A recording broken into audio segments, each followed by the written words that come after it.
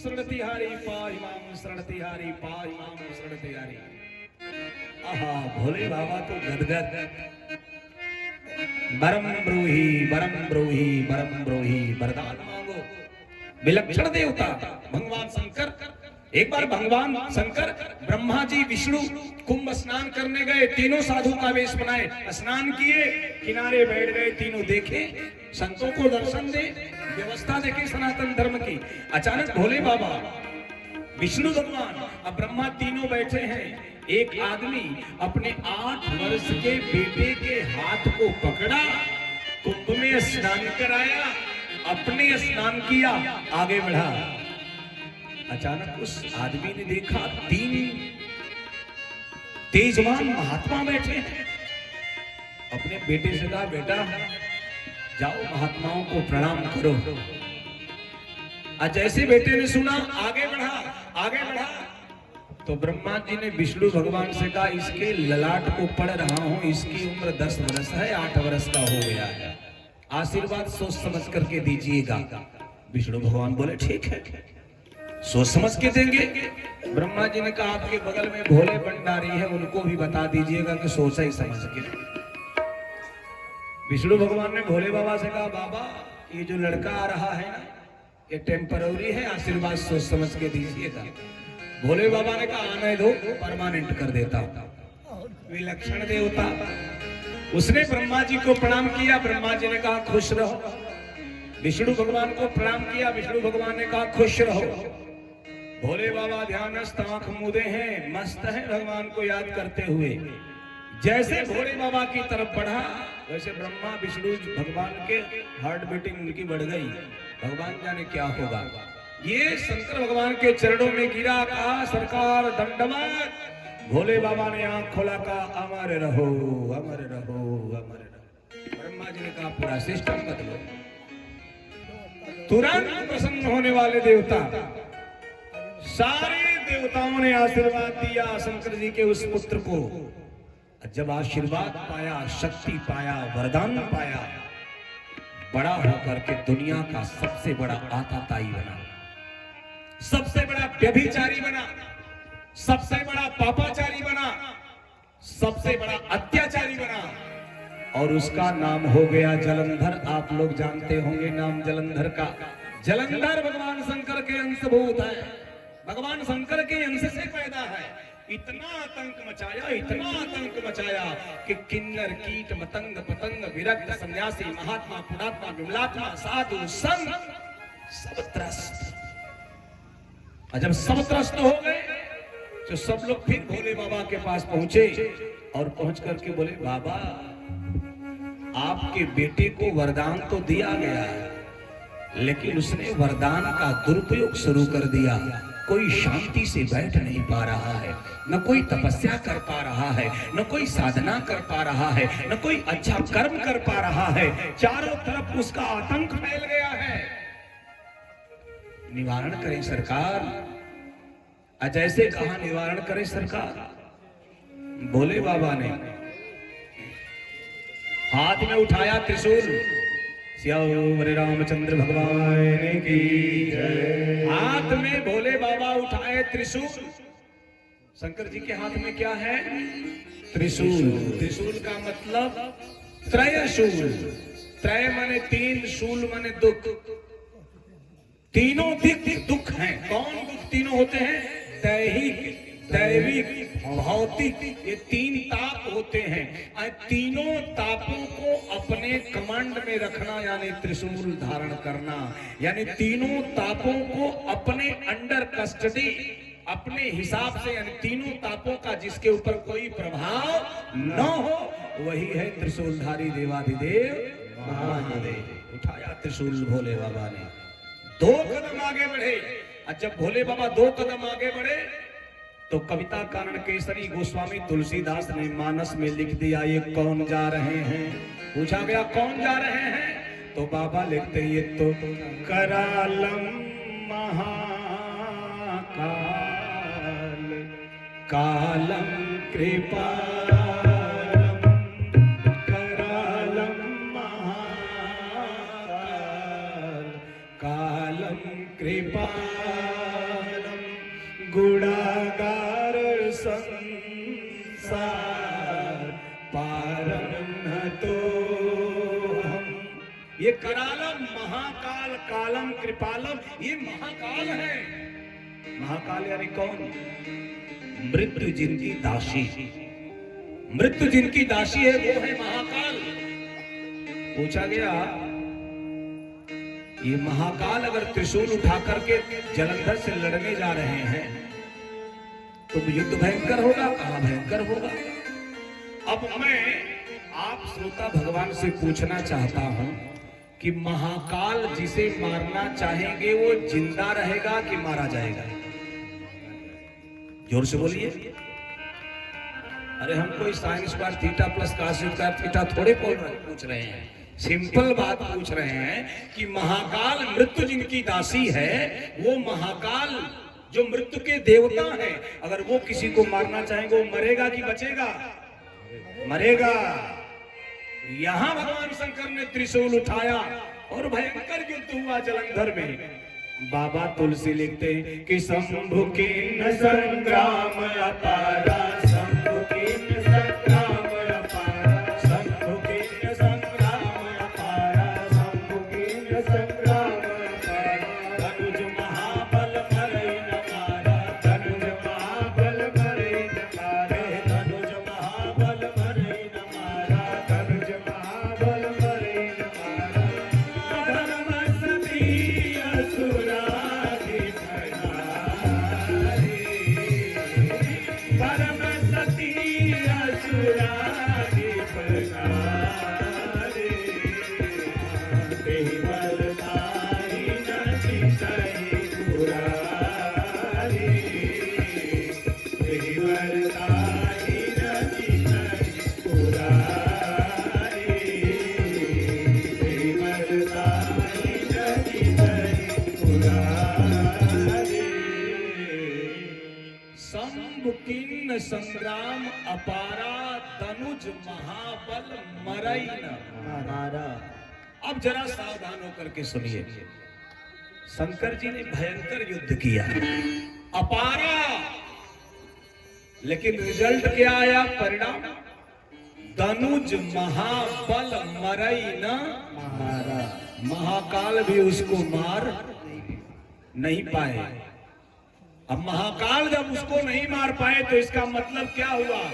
भगवान शंकर युद्ध में हार गए। जलंधर से भगवान शंकर युद्ध में हार गए। और जब शंकर जी युद्ध में हार गए तो वो शंकर भगवान जिनका तेज प्रताप बल पौरुष व्यवस्था त्रिलोक में फैली है, जिनके धर्म की ध्वजा फैली है, जो सब जगह विजयी हुए, जो त्रिपुरासुर पे विजयी हुए, बड़े बड़े युद्धों को जो भगवान शंकर जीत गए, जो कहीं नहीं हारे, जो किसी से नहीं हारे, वो जलंधर से हारे। तो भोजपुरी में कहावत आती है हो, जे केहू से ना हारेला। कैसे हारेला? वो अपने जन्मले से हारेला। जे केहू से ना हारेला वो अपने जन्मले से। वहां कुल बुद्धि फेल हो जाले। शंकर जी की भी फेल। शंकर जी तो उदास। अब सारे देवता पहुंचे शंकर जी को लेकर के क्षीर सागर में, भगवान श्री हरि विष्णु के पास। सारे देवताओं ने गुहार लगाया। भगवान योग निद्रा में थे, आंख खोले, कहो अमर आए कहीं है तू, क्यों आए हो? अच्छा, देवता और दानों में एक ही अंतर है। दानव जब पीटे जाते हैं तो भागकर गुफा में समाते हैं, और देवता जब पीटे जाते हैं तो भगवान के शरण में जाते हैं। ये मैं नहीं, स्वयं शास्त्र कहता है। ये सब लोग भगवान के शरणागत। यही एक अच्छाई है कि जब विपद पड़ी तो सीधे भगवान के यहाँ, सरकार निवारण करो। भगवान ने आंख खोला, मुस्कुरा करके कहा, अरे आप सब लोग, अरे भोले बाबा, सरकार आप ही आदेश दे दिए होते, हम ही कैलाश चले आए होते। अब भगवान क्या बताएं कि लड़के से हार गया हुआ था। क्या कहें? घर में पराजित व्यक्ति बाहर बघार नहीं सकता है। निवेदन करो श्रोता भगवान। जब ऐसी व्यवस्था हुई, पूछा गया, सारे देवताओं ने कहा जलंधर से युद्ध हुआ भगवान शंकर का। विष्णु भगवान ने कहा तब तो मारा गया होगा। और जब कान में शंकर जी की आवाज गई तो कितनी वेदना हुई होगी। जब विष्णु भगवान ने कहा तब तो मारा गया होगा, कहा नहीं मारा नहीं गया। विष्णु भगवान ने शंकर जी से पूछा आपसे ज्यादा बलवान है? नहीं। आपसे ज्यादा विद्वान है? नहीं। आपसे ज्यादा शक्तिमान है? नहीं। फिर क्यों नहीं मारा गया? सारे देवता बोले यही तो समझ में नहीं आ रहा है, क्यों नहीं मारा गया। तो विष्णु भगवान ने हंस करके कहा मैं बताता हूं क्यों नहीं मारा गया। कहा क्यों नहीं मारा गया? तो विष्णु भगवान बोलते कि परम सती असुराधिप नारी ते बलता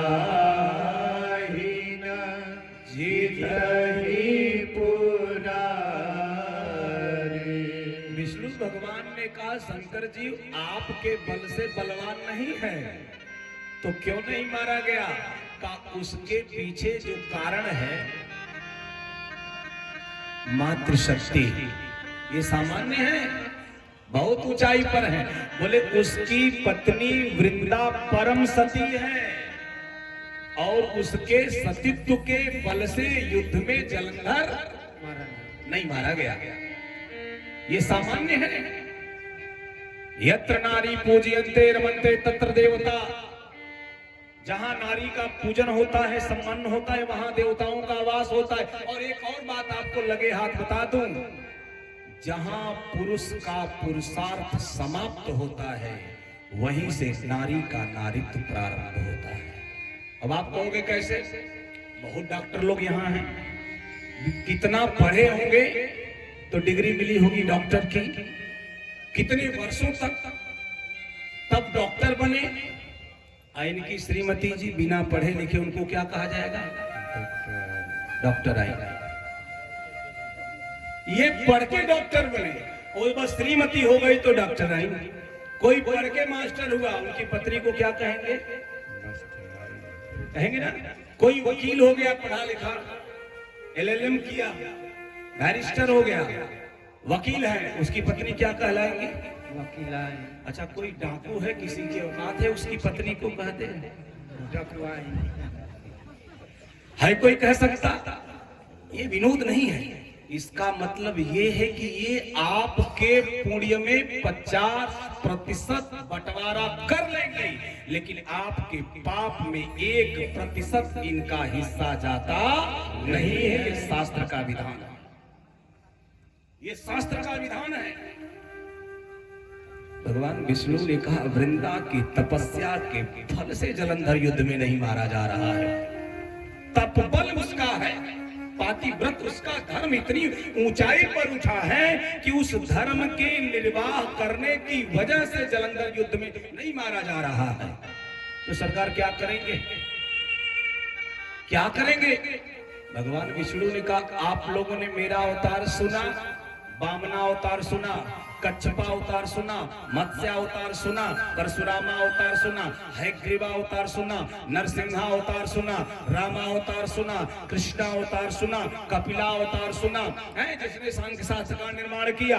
आपने मेरे अनेकानेक अवतार सुने हैं। अब ये विष्णु फिर अवतार लेंगे। क्या बनोगे सरकार? कहा राक्षस। राक्षस क्यों? क्यों राक्षस बनेंगे? तो कुछ लोग कहते हैं राक्षस शब्द इतना बदनाम हो गया है कि लोग बुरा मानते हैं। आप एक मंत्र सुनते होंगे, रक्ष रक्ष गणाध्यक्ष। हे गणों के देवताओं के, गणों के देवता मालिक गणेश भगवान रक्षा करिए। रक्ष माने रक्षा करना, राक्षस यानी रक्षा करने वाला। रावण ने जिस संस्कृति का सृजन किया उस संस्कृति का नाम था रक्षा संस्कृति, और उस संस्कृति को मनवाने के लिए वयम रक्षाम उसने एक व्यवस्था चलाया था। लेकिन जब रक्षा करने वाला गलत हो गया तो राक्षस शब्द बदनाम हो गया, जो आज तक बदनाम चल रहा है। दुर्योधन का नाम दुर्योधन नहीं है साहब, महाभारत में उसका नाम सुयोधन है। दुशासन का नाम दुशासन नहीं है, उसका नाम सुशासन है। लेकिन जब गलत हुआ तो मामला बदल गया। अपने शास्त्रों का अवलोकन करना चाहिए हमें, हम ध्यान नहीं दे पाते। तो निवेदन कौन श्रोता भगवान विष्णु भगवान ने कहा मैं राक्षस बनूंगा। क्या करोगे? ले रक्षा करूंगा। किसकी? धर्म की। अरे धर्म की रक्षा कैसे करोगे सरकार? का वृंदा के पाति व्रत धर्म को नष्ट करूंगा। जैसे कहा मैं वृंदा के पाति व्रत धर्म का हनन करूंगा, देवताओं का मुख खुल गया। अरे सरकार यदा याया ही धर्मस्य ग्लानिर्भवति भारत अभ्युत्थानं धर्मस्य तदात्मानं सृजाम्यहं परित्राणां साधूनां विनाशाय दशरथं धर्म संस्थापनाय संभवामि युगे युगे। आप धर्म की संस्थापना के लिए अवतरित होते हैं और किसी सती के सतीत्व को नष्ट करना क्या ये धर्म है ना? अब थोड़ा इसका वृहद व्याख्या की तरफ बढ़ा जाए। भगवान विष्णु करे मैं उसके पाति व्रत धर्म को नष्ट करूंगा, सुनकर के बड़ा अगूढ़ लग रहा है, बहुत खराब लग रहा है। लेकिन भगवान विष्णु से देवताओं ने पूछा सरकार एक कार्य तो बड़ा बुरा है। भगवान ने कहा कभी कभी कोई कार्य दिखने में बड़ा बुरा होता है, लेकिन अगर करने वाले की भावना पवित्र है तो परिणाम अच्छा आता है। और कभी कभी कोई कार्य दिखने में बड़ा अच्छा होता है और करने वाले की भावना अगर बुरी है तो परिणाम बुरा होता है। अच्छा एक बात बताइए, देवताओं ने कहा सरकार अपराध जलंधर कर रहा है, दंड वृंदा को आप दे रहे हैं, क्यों? आपसे मैं पूछूं आपको खटिया में क्या काटता है? जोर से बोलिए। क्या? खटमल। खटिया में क्या काटता है? खटमल। अच्छा पिटाई किसकी होती है? क्यों? काट खटमल रहा है, लाठी खटिया खा रही है। इसलिए खा रही है कि खटिया से खटमल निकलता है और काट कर खटिया में ही। खटिया ने खटमल को संरक्षण दिया, खटिया ने खटमल को संरक्षण दिया, इसलिए संरक्षण देने वाले के लिए अब क्या है? अब ध्यान दीजिएगा थोड़ा सा। वृंदा क्या है? धर्म है। जलंधर क्या है? अधर्म है। लेकिन ये वृंदा रूपी धर्म अधर्म का कवच बन गई है ना? अब जब तक एक कवच नहीं टूटेगा तब तक अधर्म समाप्त होने वाला नहीं है। कवच तोड़ना जरूरी है। यज्ञ करना धर्म है कि अधर्म? जोर से बोलिएगा, जोर से। धर्म। यज्ञ करना, यज्ञ नष्ट करना धर्म है कि अधर्म? अधर्म। यज्ञ नष्ट करना, रावण यज्ञ कर रहा था, राम ने नष्ट कर दिया, धर्म की अधर्म? यज्ञ करना धर्म है, यज्ञ नष्ट करना अधर्म है। रावण यज्ञ कर रहा था, राम जी ने नष्ट कर दिया, ये धर्म है। क्यों? अगर रावण की एक यज्ञ सिद्ध हो जाती तो 1000 यज्ञों को रावण नष्ट कर देता। नाथ करहि रावण एक जागा, लेकिन सिद्ध भय नहीं मरहि अभागा। यज्ञ करने वाले को गोस्वामी तुलसी अभागा कह रहे हैं। क्यों? कि अगर एक रावण की यज्ञ सिद्ध हो गई तो रावण फिर जेहि जेहि देश धेन दुज पावई नगर गांवपुर आग लगावई। यही विधि होई धर्म निर्मूला सो सब करहि वेद प्रतिकूला। पूजा करना ही धर्म नहीं है, थोड़ा गूढ़ समझ लीजिए। पूजा करना ही धर्म नहीं है, यज्ञ करना ही धर्म नहीं है, अनुष्ठान करना ही धर्म नहीं है, तीर्थों में जाना ही धर्म नहीं है। अगर यही ही धर्म होता तो रावण से बड़ा कौन पुजारी था? कहीं लिखा गया धार्मिक? हम लोग भ्रम पाल के बैठते हैं। रावण को कहीं धार्मिक नहीं लिखा गया। बहुत यज्ञ किया था रावण ने, बड़ी पूजा किया था रावण ने, बड़ी तपस्या किया था। हम लोग कर नहीं पाएंगे जितना उसने किया, लेकिन एक जगह भी शास्त्र ने रावण को धार्मिक क्यों? क्योंकि धर्म का ये अंग है, संपूर्ण शरीर नहीं है, धर्म का अंग है। मूल रूप से धर्म क्या है? दूसरे को न सताया जाए, ये धर्म है। परहित सरिस धर्म नहीं, पर पीड़ा सब नहीं अधर्म। यही तो गांधी जी उठाए, इसी को उठा करके गांधी जी चले। दूसरे को दुख देने से बड़ा कोई अधर्म नहीं है, और दूसरे को सुख देने से बड़ा कोई धर्म नहीं। असत्य समपातक पुंजा, गिरि सम होय की कोटिक पुंजा। धर्म न दूसर सत्य समाना, आगम निगम पुराण, ये धर्म है। भगवान ने कहा मैं नष्ट करूंगा। इतना कह करके जैसे भगवान ने आदेश दिया, शंकर जी को जाइए युद्ध करिए। शंकर जी चले युद्ध करने जलंधर से, और जलंधर में शंकर जी में भयंकर युद्ध हुआ। इधर श्री हरि विष्णु भगवान जलंधर का रूप बनाए, और रूप बना करके गाजा बाजा लेकर के वृंदा के राजप्रासाद के सामने। वृंदा समझी मेरा पति युद्ध जीत करके आ गया। वृंदा समझी मेरा पति युद्ध जीत करके आ गया। अपने सजी आरती सजाई, दीपक जलाई, और जो जलंधर रूपधारी भगवान विष्णु थे उनकी आरती उतारी।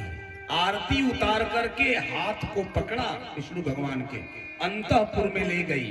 और जैसे अपने अंतःपुर में ले गई, पर पुरुष से एक सती का स्पर्श हुआ और पातिव्रत धर्म नष्ट हुआ। युद्ध में जलंधर मारा गया। और जैसे युद्ध में जलंधर मारा गया, वैसे उछल करके पलंग से वृंदा खड़ी हुई और खड़ा होकर के बोली, ये नारी है, ध्यान से सुनिएगा, नारी सामान्य नहीं है, ये नारी है। वृंदा पलंग से झट से खड़ा हुई और खड़ा होकर के बोली, मेरे पति के रूप में मेरे साथ छल करने वाले अपने रूप में आ जाओ, अन्यथा मैं वृंदा सती तुमको जला करके भस्म कर दूंगी। और जैसे कहा भस्म कर दूंगी, भगवान श्री हरि विष्णु अपने रूप में मुस्कुरा रहे हैं। भगवान अब मुस्कुरा रहे हैं। वृंदा की आंख छलछला पड़ी। वृंदा ने कहा, विष्णु आपने मेरे साथ इतना अधर्म कर दिया, आपने मेरे साथ अन्याय कर दिया, मेरे पातिव्रत धर्म को नष्ट कर दिया। अरे आपने मेरे माथे के बिंदिया की चमक को धूमी कर दिया, मेरे मांग के सिंदूर के दमक को समाप्त कर दिया, मेरे हाथों के चूड़ियों की खनक को खत्म कर दिया, मुझे वैधव्यता प्रदान कर दिया। आप विष्णु हो, आपका हृदय नहीं है, इसमें नीले नीले नहीं है, स्पंदन नहीं है, करुणा नहीं है, ममता नहीं है, प्रेम नहीं है, स्नेह नहीं है, वात्सल्य नहीं है। मैं वृंदा तुम विष्णु को श्राप देती हूं, तेरा हृदय जड़ है, इसलिए जा पत्थर हो जा। बाबा तुलसी लिखे कि छल करिटार सुब्रत प्रभु सुर कारज की, जब ते जाने मरम तब श्राप को कर दे। श्राप दिया, जाओ पत्थर हो जाओ। वही भगवान विष्णु गंडकी के शालिग्राम हुए। शालिग्राम जिनको ठाकुर कहा जाता। बिना ठोकर खाए कोई कमाई का लाल ठाकुर नहीं बन सकता। ठाकुर बनना है तो ठोकर खाना पड़ेगा। ठोकर खाया, पत्थर में परिणित कर दिया। जब पत्थर में परिणित कर दिया, नारद बाबा पहुंचे लक्ष्मी जी के पास। लक्ष्मी जी से कहा, क्या कर रही हो मैया?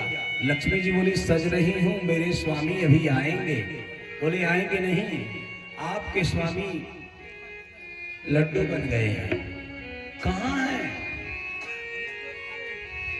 वृंदा के राजप्रासाद में। लक्ष्मी आती हैं। अब ध्यान देखिए, मात्र शक्ति ध्यान दीजिए। लक्ष्मी आती हैं और जैसे अपने पति को पत्थर में परिणित देखती हैं, छल छला के आंसू से आंखों से अश्रु मिश्रित हो जाता है और वृंदा से बोलती है, वृंदा तुमने मेरे पति को पत्थर बना दिया, तेरा हृदय नहीं है, तू सती है। अरे वृंदा, मैं नारी हूँ, तुम नारी है, मैं सती हूँ, तुम सती हो। मुझ में करुणा, तुझ में करुणा, मुझ में स्नेह, तुझ में स्नेह, मुझ में प्रेम, तुझ में प्रेम, मुझ में वात्सल्य, तुझ में वात्सल्य। फिर भी तूने मेरे पति को पत्थर में परिणत कर दिया। तेरा हृदय नहीं है, काष्ठ है, इसलिए मैं लक्ष्मी तुम वृंदा को श्राप देती हूं, जाओ जंगल की घास हो जाओ।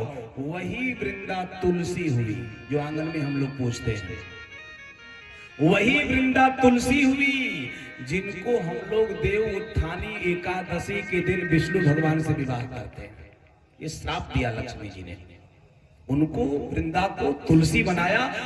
उसी तुलसी का नाम एक हरिप्रिया है, तुलसी को हरिप्रिया कहते हैं। जब श्राप दे दिया वृंदा को, और वृंदा को जब श्राप दिया तो वृंदा रो करके बोली, लक्ष्मी तुमने मुझ निरपराधनी वृंदा को श्राप दिया, तुझे पता नहीं है तेरे पति ने मेरे साथ क्या किया? क्या किया? कहा तेरे पति ने मेरे पातिव्रत धर्म का नाश किया, इसलिए मैंने श्राप दिया, और तूने मुझ निरपराधनी को श्राप दिया है।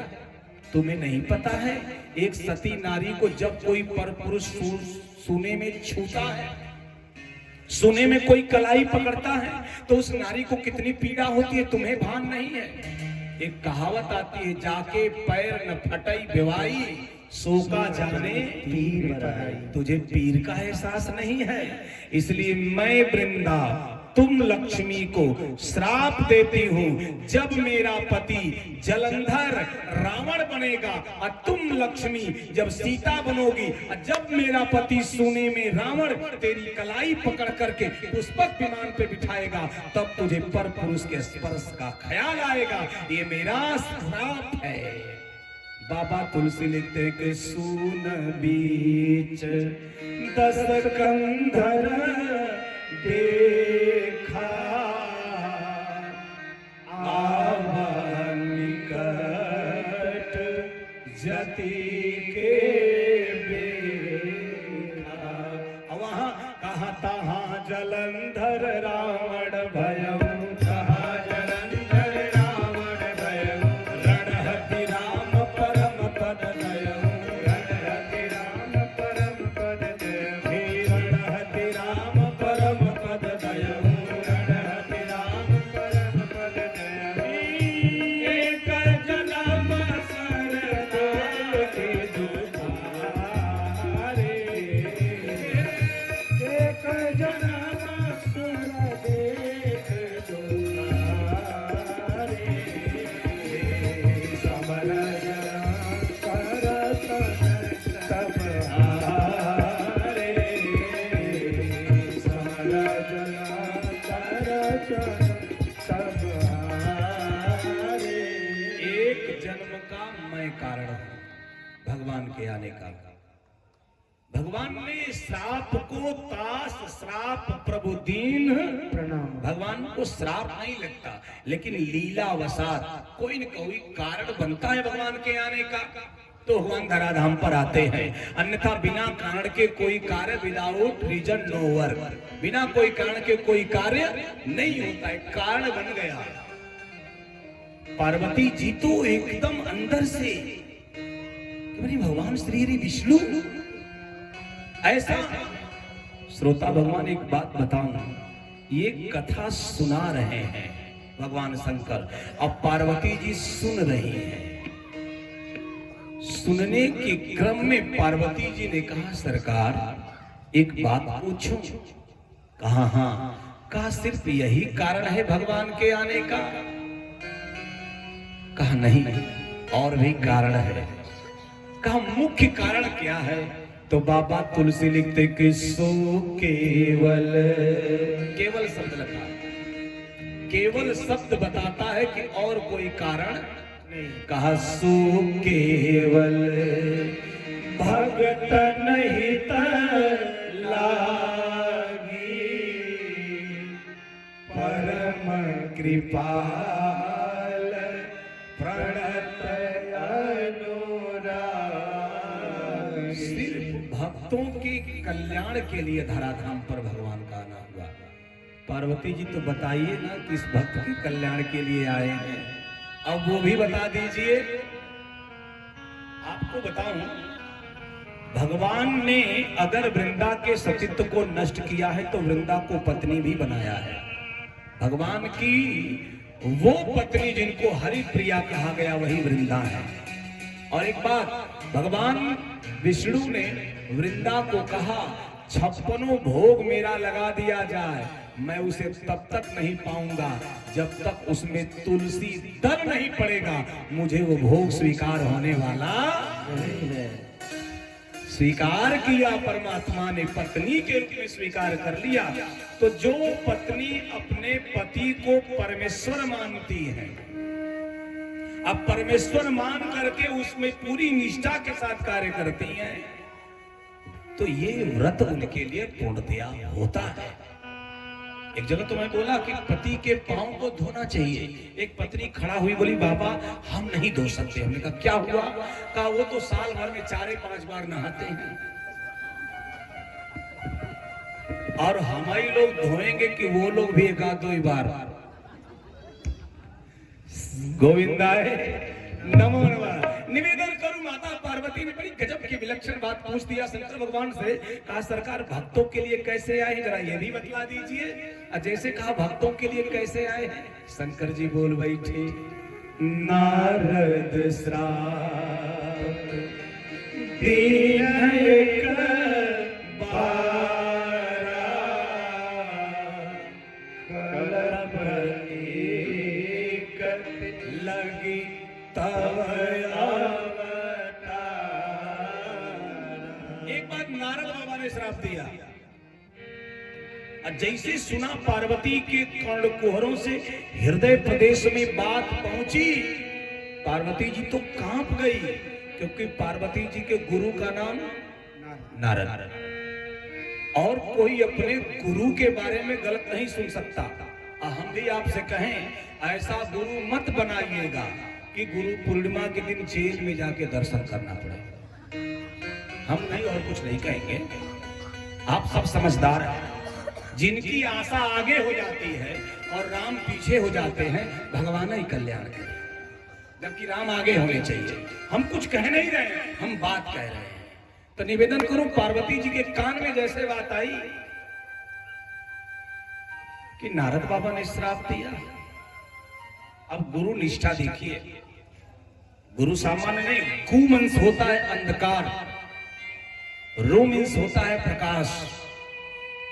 जो तमसोमय मार्ग से ज्योतिर्मय मार्ग तक ले जाएं वो गुरु, जो अस्तोगमय से सदगमय तक पहुंचाए वो गुरु, जो मृत्युमय को अमितोमय में पहुंचाए वो गुरु। गुरु बने भारी भी होता है, तो गुरु का जीवन में बड़ा महत्व होता है। निवेदन कौन श्रोता भगवान, जैसे पार्वती ने ये सुना कि मेरे गुरु जी ने श्राप दिया, तो बाबा लिखते हैं गिरिजा चकित भई सोन बानी, गिरिजा चकित भई सोन बानी, नारद विष्णु भगत पुनि ज्ञानी,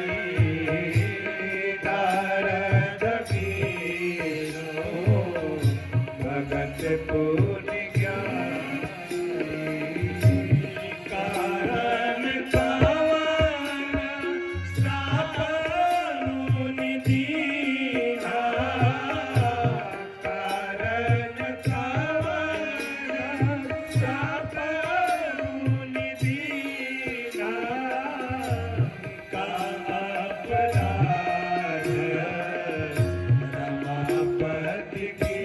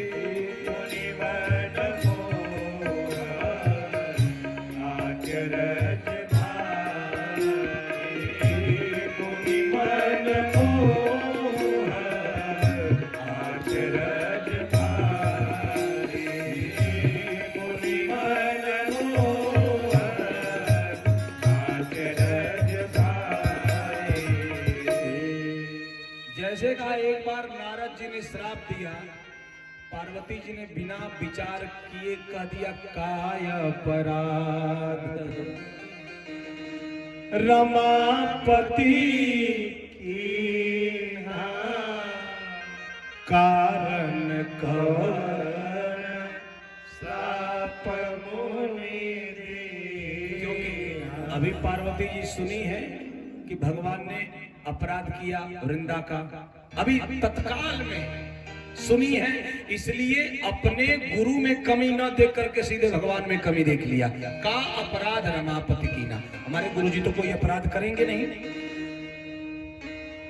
नारद विष्णु भगत पुण्य ज्ञानी, विष्णु भक्त हैं और उसके बाद ज्ञानी है, वो तो गलती कर ही नहीं सकते। गलती करने का ठीका तो विष्णु भगवान लिए हैं। ये गुरु निष्ठा है, ये गुरु निष्ठा है। भगवान शंकर मुस्कुराए, शंकर जी ने हंस के कहा पार्वती सुनो, ये जो मोह है ना, मोह सकल व्याधिन कर मूला, बड़ा खतरनाक है। मोह जल्दी जाता नहीं, अच्छा होता है तो पता नहीं चलता। एक आदमी ने जिंदगी भर कमा करके 3 तल्ला बिल्डिंग बनवाया, सब लोग रह रहे हैं, अचानक आग लग गई बिल्डिंग में, सब लोग बाहर निकले, बिल्डिंग जल रही है। जब बिल्डिंग जल रही है, घर का मालिक बाहर निकल करके छाती पीट रहा है, मेरी जिंदगी भर की कमाई मेरे आंखों के सामने जल रही है, कोई तो बचाओ। रो रहा है, चिल्ला रहा है। एक आदमी दौड़ करके आया, दद्दा ये बिकने वाली थी, ये बिल्डिंग बिकने वाली थी। कहा हाँ हाँ बातचीत तो हो रही थी बेचने के लिए। कहा तो जानते हैं आपके बेटे के अकाउंट में पैसा हो गया है, आ गया।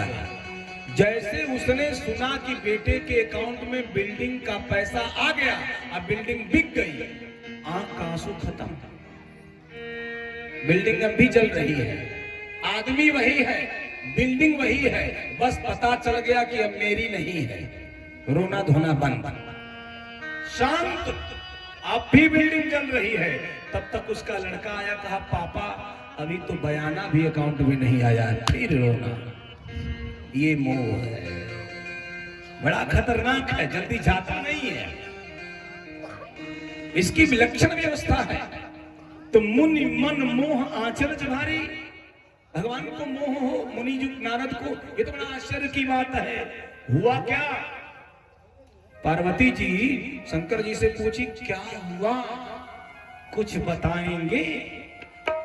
भगवान शंकर बोले सुनो बताता हूं क्या हुआ। एक बार की बात है, नारद जी के बड़े भैया का नाम दक्ष प्रजापति। प्रजापति दक्ष के जितने पुत्र होते, नारद बाबा कान में गुरु मंत्र दे देते, वो घर न रह करके सीधे जंगल, वैराग्य, साधे सीधे वैराग्य, सब विरक्त, सब सन्यासी, सब महात्मा। लगा कि तो कोई खानदाने नहीं चलेगा, बड़ी विलक्षण चीज है। अच्छे लोग बैठे हो सुन लेना, गृहस्थ विरक्त से बड़ा होता है। आप सब किसी विरक्त से कम नहीं, सब बड़े हैं। विरक्त का और गृहस्थ का क्या तालमेल है, व्यवस्था कैसी है। जैसे अगर ये आजमगढ़ है तो बाईपास है बना, बाईपास है ना आगे, बाईपास पे गाड़ी चलाना आसान है कि आजमगढ़ चौक से लेकर के गाड़ी आना आसान है? बाईपास पे चलाना आसान है। जो बाईपास पे गाड़ी जीवन की चला रहे हैं वो सब विरक्त हैं। जो अपने जीवन की गाड़ी बाईपास पे चला रहे हैं सब विरक्त हैं। अरे गाड़ी चलाने का मास्टर तो वही है जो बाजार में गाड़ी चलाए, कहीं केला वाला, कहीं ठेला वाला, कहीं खोंचा वाला, कहीं कुछ, उसमें बिना किसी एक्सीडेंट के अगर वो गाड़ी निकाल ले जा रहा है तो उससे बड़ा कोई काबिल ड्राइवर नहीं है। तो गृहस्थ का जीवन ऐसा है कि सब निभाते हुए अपने जीवन की गाड़ी चला रहा है। नारद बाबा के बारे में शंकर भगवान बताना शुरू किए कि इन्होंने जब ऐसा किया तो श्राप दे दिया दक्ष ने कि जाओ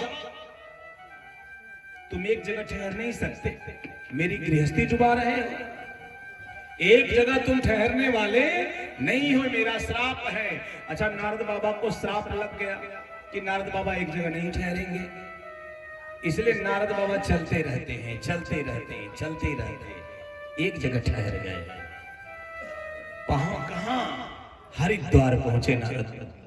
जैसे हरिद्वार पहुंचे नारद ने हरिद्वार में जैसे प्रवेश किया, गोमुख की तरफ जैसे यात्रा शुरू की, तो बाबा तुलसी लिखते कि ही में गिरी गुहा एक यति पावन अब समीप सुरसरी सुहावनी।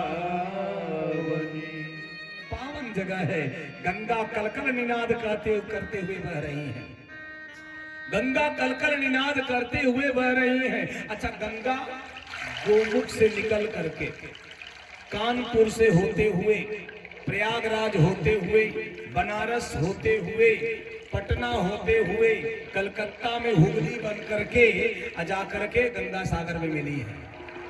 यही है ना।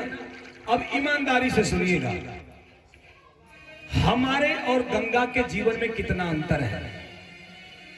गंगा जी को ध्यान दीजिएगा, गंगा जी गोमुख से निकल करके गंगा सागर की यात्रा तक अपनी यात्रा को करती है पूरा। अगर गंगा बहने से पहले अगर नक्शा बना ली होती कि मैं ऐसे बहूंगी, तो आज तक गंगा सागर तक नहीं पहुंच जाती। बीच में हीरा पट्टी पड़ जाता उस नक्शा में, तो मुकदमा लड़ो, है कि नहीं है। गंगा बहने से पहले कोई नक्शा नहीं बनाई है, जैसे रास्ता मिला वैसे बहते। बीच में पर्वत आया, किनारे से बह गए, पर्वत से लड़ी नहीं, किनारा पकड़ के। वैसे हमारे भी जीवन में जो परिस्थितियां आए उसे स्वीकार करके जो जीवन जिएगा वो परमात्मा के चरणों तक पहुंच जाएगा। ऐसा जीवन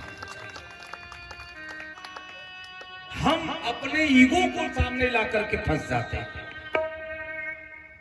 गंगा इसीलिए पवित्र है कि उन्होंने अपने ईगो को सामने आने नहीं दिया, जो रास्ता मिला उसमें बहती चली गई, पवित्र होती हुई मैया पहुंची। जैसे गंगा के किनारे नारद बाबा पहुंचते,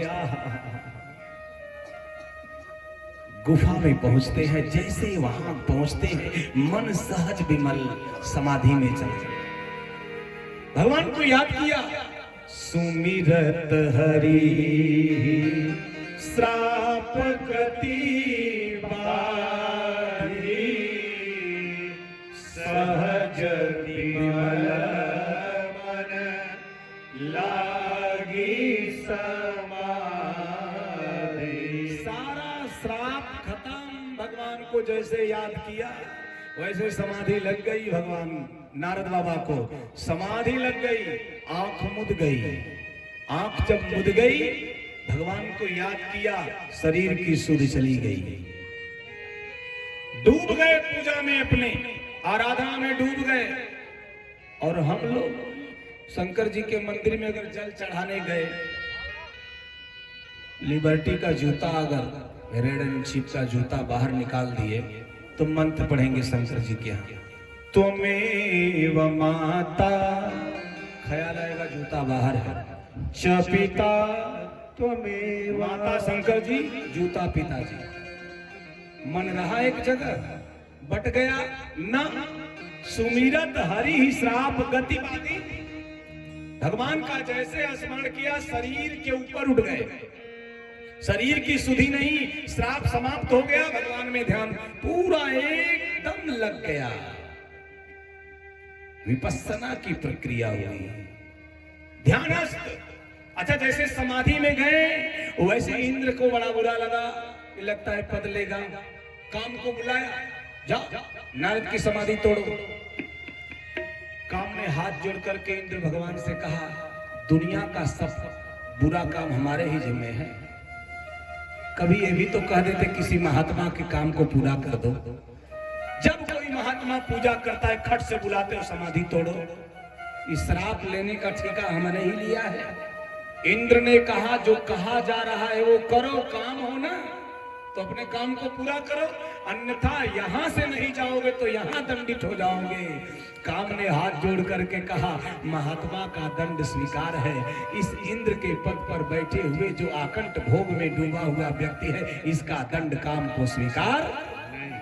पहुंच गए नारद के, पूरी व्यवस्था लगाया, सब तरफ से लगा दिया, लेकिन नारद बाबा अपनी तपस्या से टिके नहीं। काम कला कछ मुनिहीन बाबा, निज भाव डरे मनोभाव, डर गया, काम कांप गया। शंकर की समाधि तोड़ दिया मैंने, नारद की समाधि नहीं टूट रही है। जिसका वचन रद्द न हो वह नारद। अब क्या किया, अब अंतिम उपाय लगाया, नारद बाबा के चरणों में जाके गिर गया, दंडवत महात्मन प्रणाम। और कान से, नारद बाबा के कान से प्रशंसा रूपी शराब डाल दिया, प्रशंसा रूपी मदिरा का पान कराया। कहां से? कान से। भगवान की कथा सुनने वाले श्रोता, भगवान जब आपकी प्रशंसा होने लगे तो आप खुश मत होइए, अपना आत्मनिरीक्षण करिए, क्या मैं इस प्रशंसा के योग्य हूं या झूठी मुझे प्रशंसा का जो है पात्र समझ करके किया जा रहा है। कितने कमबख्त हैं ये गुब्बारे जो थोड़ी सी हवा पे फूल जाते हैं, जमीन से कुछ ऊपर क्या उठे अपनी औकात ही भूल जाते हैं। जब प्रशंसा हो तो खुश मत होइए, अपना आत्मनिरीक्षण करिए, इस योग्य हूं। अन्यथा प्रशंसा करने वाले करके प्रशंसा आपका नुकसान के सिवा फायदा करने वाले। प्रशंसा की मदिरा जब चढ़ती है तो नशा जल्दी उतरता। ये मैं नहीं, नारद बाबा के साथ हुआ। जैसे प्रशंसा की मदिरा कान में गई, जाप छूट गया, आंख खुल गई और कामदेव को देखा। कामदेव ने कहा, मैंने बहुत तपस्या तोड़ा, आप जैसी तपस्या किसी ने नहीं की। अब फूल के एकदम गदगद पहुंचा इंद्र के यहां, तपस्या टूट गई, तपस्या गई। इधर नारद बाबा को हुआ, अरे शंकर भगवान एक काम को जीते, एक मैं जीता। शंकर जी जला दिए, मैं शरीर जीता।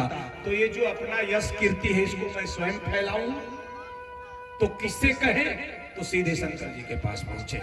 शंकर जी, अरे नारद आओ आओ आओ आओ, राम कथा सुनाओ। नारद बोले, राम कथा नहीं, आज तो मार कथा सुनाएंगे। मार माने काम होता है, आज मार कथा सुनो। शंकर जी ने पूछा, क्या हुआ? नारद बाबा ने पूरी कथा, बहुत अच्छी बात है नारद, लेकिन जो कथा मुझे सुनाए हो काम वाली, भुला करके विष्णु भगवान को मत सुनाना। दवा रिएक्शन कर गई। जो दवा दिया भगवान शंकर जी ने नारद बाबा को कि विष्णु भगवान को मत सुनाना, वो दवा रिएक्शन कर गई। नारद सोचे, ओहो, ये मेरी प्रशंसा इनको बर्दाश्त नहीं हो रही, इसीलिए मेरी यश कीर्ति को फैलने देना नहीं चाहते। अंदर बोले, हाँ हाँ हाँ। फिर बोले कि अगर जबरदस्ती पूछना तो? कहा, चले प्रसंग दुराए तब हो। मैं शंकर हूं, भोला भाला हूं, वो थोड़ा टेढ़े हैं। अकबर के साथ बीरबल जा रहे थे, अचानक हाथी से बीरबल उतर गए। तुलसी मैया का पेड़ था, प्रणाम किए, माता तुलसी प्रणाम। अकबर बोला, ये कौन है? कहा, ये हम लोगों की माता तुलसी है। क्रोध आया अकबर को, नीचे उतरा, उखाड़ के फेंक दिया। सनातनी पागल, पेड़ पौधा सबको माता पिता। तो बड़ा बुरा लगा बीरबल को, लेकिन बड़ा चालाक बीरबल, लेकिन बड़ा टेढ़। कुछ दूर गया तो एक और पेड़ जिससे खुजली होती है पूरे शरीर में, उसको उतर के कहा, प्रणाम। अकबर बोला, ये कौन है? कहा, पिताजी। जानता था कि हरकल मान जाला, परकल ना मानेगा। ये उतरे, खट से उठाए, उखाड़े, और उखाड़ के तो फेंक तो दिए, लेकिन थोड़ी देर बाद जहां जहां छुए चालू हो गया। बोले, बीरबल, ये तो पूरे शरीर में खुजली हो रही है। बीरबल ने कहा, माता जी सीधी थी, पिताजी थोड़ा टेढ़े हैं, उखाड़ो उखाड़ो। भोले बाबा बोले, मैं तो सीधा साधा हूं, वहां अगर कह दिए तो सोरहो आना गए, क्योंकि वो तुरंत ऑपरेशन करते हैं, सर्जन है, तुरंत चाकू लगाकर काट पीट कर किनारे। उनको बर्दाश्त नहीं है। अब इनको लगा कि नहीं चाहते कि विष्णु भगवान तक हमारी कीर्ति पहुंचे। एक दिन बीड़ा उठाया, बजाता हुआ पहुंच गए कहां? क्षीर सिंधु गवने मुनि नाथा, जहां बस श्री निवास श्रुति। क्षीर सिंधु में नारायण नारायण नारायण नारायण करते पहुंचे। और जैसे पहुंचे वैसे भगवान विष्णु सिंहासन से उतर गए। बहुते दिनन किन्न मुनिया, बड़े दिनों बाद आपने दया किया, पहला इंजेक्शन लगाया। नारद बोले, ओहो, पहले ये दया करते थे, अब मैं भी दया करने योग्य हो गया। यानी इनके और हमारे में कोई अंतर। पहला इंजेक्शन लगाया फोड़ा पकाने का, अब नारद बाबा को चढ़ा अहंकार। दूसरा काम भगवान ने क्या कर दिया? हाथ पकड़ा, अपने सिंहासन पर बराबर में बैठा दिया। अब नारद अंदर सोच रहे हैं, विष्णु और हमारे में कोई अंतर नहीं है, कुछ नहीं। पहले नीचे बैठता था, अब कुर्सी बराबर हो गई है। ये नहीं पता है कि अब बड़का चाकू भी लगेगा थोड़ी देर में। अब इधर को चढ़ाया जा रहा है चने के झाड़ पर, चढ़ जाओगे तब न गिरोगे। भगवान ने कहा, नारद बाबा, हाँ, बड़े दिनों के बाद आपने दर्शन दिया। पहले मैं दर्शन करने आता था, अब दर्शन देने आया। तीसरा का लगा। अब नारद बाबा तो एकदम फूले नहीं समा रहे हैं। लक्ष्मी जी बोली सब भगवान से अंदर से, ये क्या कर रहे हैं? इसका पतन करने पे लगे हैं क्या? बोले पतन नहीं कर रहा, थोड़ा पूरा पका नहीं है, इसको पका रहा हूं ताकि सब मवाद एक ही बार में, पूरी मवाद एक बार में निकल जाए। लक्ष्मी जी मुस्कुरा करके किनारे नारद बाबा की बड़ी प्रशंसा किया। नारद बाबा शुरू हो गए कामदेव वाली कथा। भगवान ने कहा, रे नारद, आपको कोई मोह माया क्रोध आएगा? कभी नहीं व्याप सकता। नारद बोले, काम क्रोध नार नयन सर जाहि न लागा, घोर क्रोध निस्तम जो जागा, लोभ पास जेहि कर न बधाया, सो नर तुम समान रघुराया। वो भगवान ही है।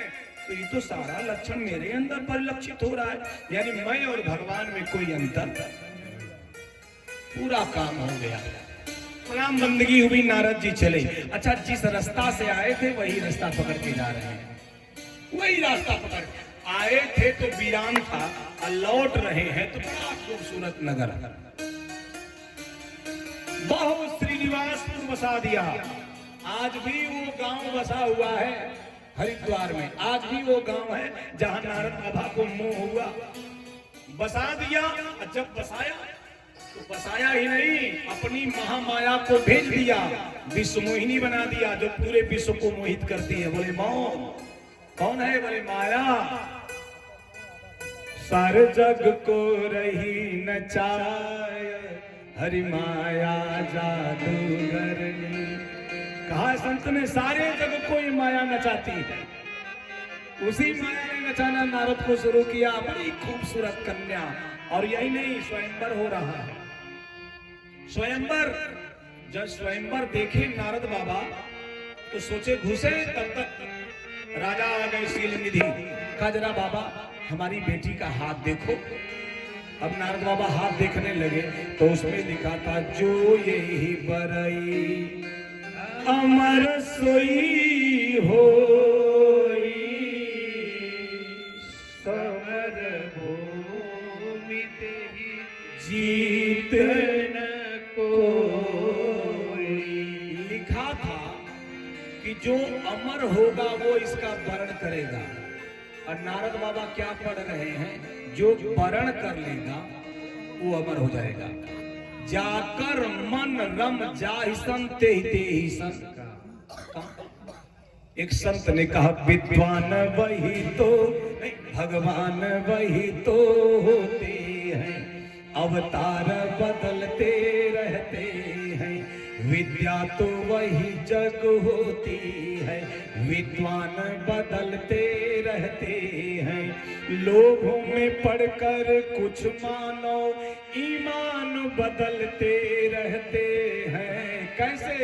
जैसे उधार के खाने वाले भी दुकान बदलते रहते हैं। बदलता है सब कुछ, व्यवस्था है। तो नारद बाबा व्याख्या कर रहे हैं कि जो अमर होगा वही वर्ण करेगा। उल्टा पढ़ रहे हैं, क्योंकि मन में जो मामला बैठ गया है वही वो दिखा रहा है। फिर अपना जब रूप रंग देखे, बोले हमको कैसे वर्ण करेगी। भागे सीधे भगवान को याद किया, और जैसे भगवान को याद किया भगवान प्रकट हो गए।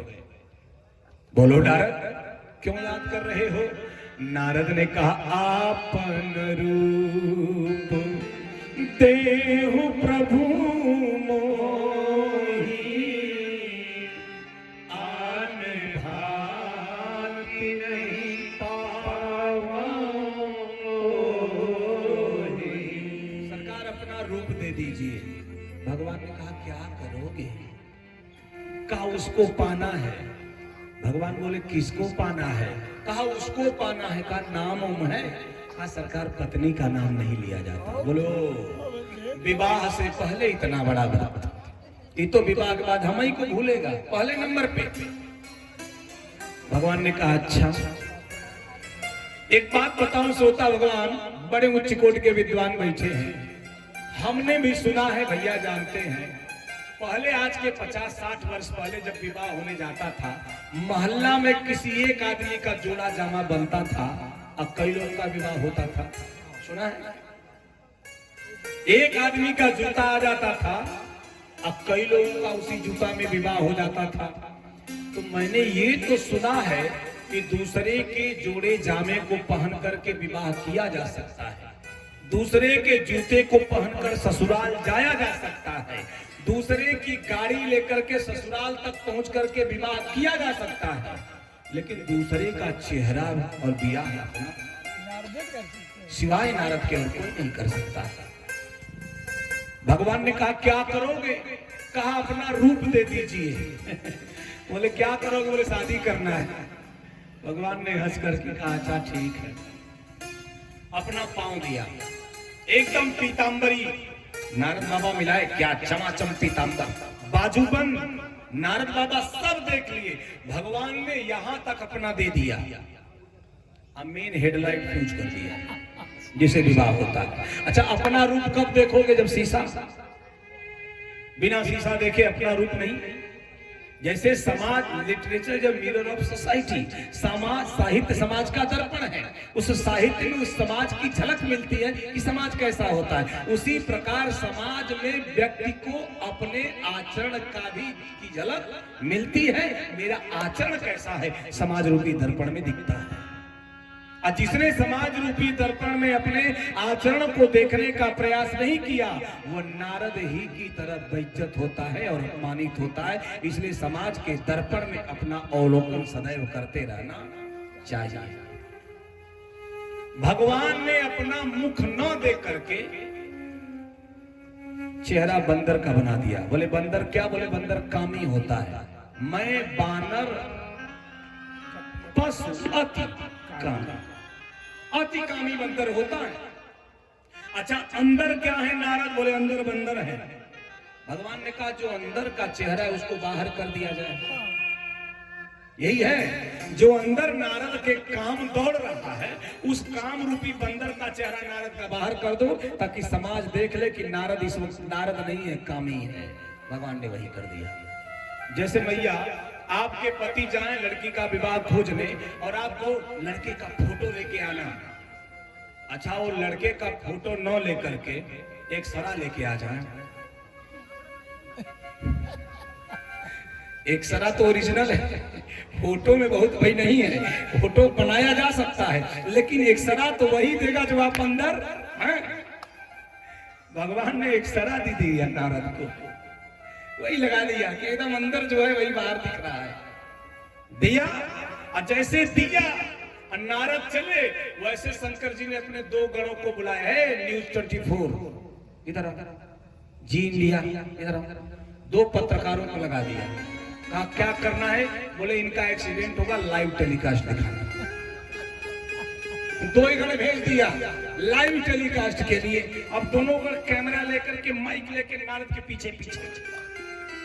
नारद बोले आप लोग कौन? अरे आप इतने सुंदर लग रहे हैं कि बार बार देखने को मन कर रहा है, प्रशंसा।